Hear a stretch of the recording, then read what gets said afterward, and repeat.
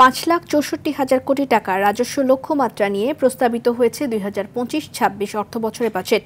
এই লক্ষ্যমাত্রা পূরণে ভ্যাট, আমদানি রপ্তানি শুল্ক সহ রাজস্ব বোর্ড নিয়ন্ত্রিত উৎসের লক্ষ্যমাত্রা নির্ধারিত হয়েছে ৪,৯৯,০০০ কোটি টাকা। জাতীয় রাজস্ব বোর্ড বহির্ভূত উৎসের মোট লক্ষ্যমাত্রা ১৯,০০০ কোটি টাকা। কর বাদে অন্যান্য সরকারি আয়ের মোট লক্ষ্যমাত্রা ধরা হয়েছে ৪৬,০০০ কোটি টাকা।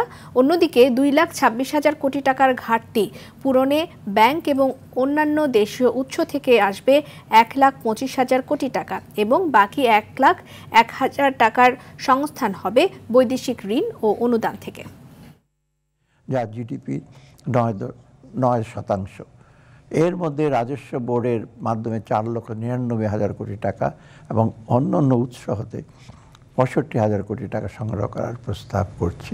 ২০২৫-২৬ অর্থবছরের প্রস্তাবিত বাজেটে ঘাটতির পরিমাণ দাঁড়াবে ২,২৬,০০০ কোটি টাকা। মোট ঘাটতির মধ্যে ১,২৫,০০০ কোটি টাকা অভ্যন্তরীণ উৎস হতে এবং ১,০০,০০০ কোটি টাকা বৈদেশিক উৎস হতে নির্বাহ করার প্রস্তাব করছি।